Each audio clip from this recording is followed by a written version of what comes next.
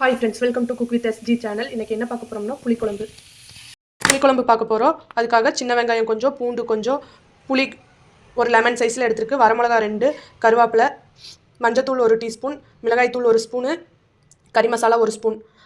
இது பெரிய வெங்காயம் வந்து பேஸ்ட்டாக அரைச்சி எடுத்துக்க போகிறோம். பெருசாக 1 வெங்காயம் எடுத்துருக்கு. தக்காளி வந்து 1 தக்காளி பெரிய சைஸில். இது ரெண்டையும் தனித்தனியாக பேஸ்ட்டாக அரைச்சி எடுத்துக்கலாம். இப்போ எப்படி செய்யலாங்கிறத பார்க்கலாம். வெங்காயம் தக்காளியும் பேஸ்ட்டாக அரைச்சிட்டோம். இப்போ வந்து தாளிக்க போகிறோம். அதுக்காக இப்போ அடுப்பு பற்ற வச்சாச்சு. மண் சட்டி வைக்கிறோம் இன்றைக்கி புளிக்குழம்புக்காக. அதுங்காட்டிக்கு மண் சட்டியில் தாளிக்க போகிறோம். நல்லெண்ணெய் ஊற்றி தாளிச்சிக்கலாம்.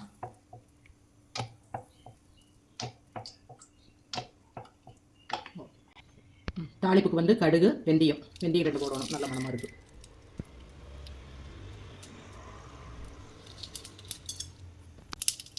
கருகாப்பில் வரமிளகாய்,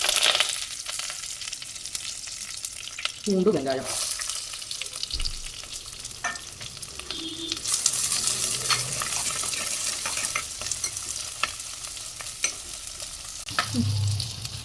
இப்போ பெருங்காயத்தை இந்த எண்ணெய்க்குள்ளேயே பிரித்து விட்டுக்கலாம்.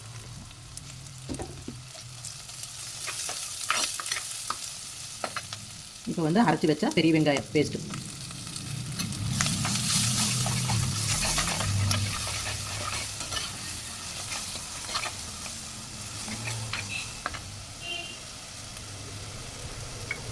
இப்போ அரைச்சி வச்சா தக்காளி பழம் நல்லா வணங்கி வருது கொஞ்ச நேரம். நல்லா வணங்கிட்டது பூண்டு வெங்காயம். இப்போ வந்து சாம்பார் தூள், கறி மசாலா தூள், மஞ்சத்தூள்,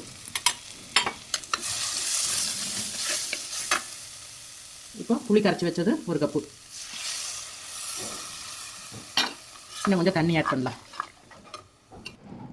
இப்போ புளி தண்ணி போக மறுக்கா ஒரு 1.5 கப் தண்ணி ஊற்றலாம். குழம்பு கொதிச்சு வரணும், பச்சை வாசம் போகணும். அதனால தண்ணி கொஞ்சம் ஆட் பண்ணுறேன்.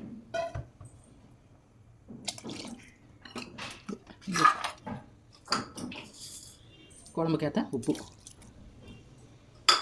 நல்லா கொதி வரணும். எடுத்து தொலாவி விட்டுருக்கலாம். இந்த அளவு இருக்குது. இது எப்படி சொல்லி வரும்னு பாருங்கள். சித்த நேரம் மூடி போட்டு அப்படியே கொதிச்சுட்டு இருக்கட்டும். வேறு குழம்பு நல்லா கொதிக்குது. இந்த சமயத்தில் மண்டை வெல்லம் இல்லாட்டி அச்சு வெள்ளம் ஏதோ கொஞ்சம் இந்த அளவுக்கு போட்டால் போதும். அவ்வளோ நல்லா டேஸ்ட் கிடைக்கும். நல்லாயிருக்கும். இன்னும் கொஞ்சம் எண்ணெய் நல்லா சுண்டி வரட்டு, எண்ணெய் திறந்து வரணும்.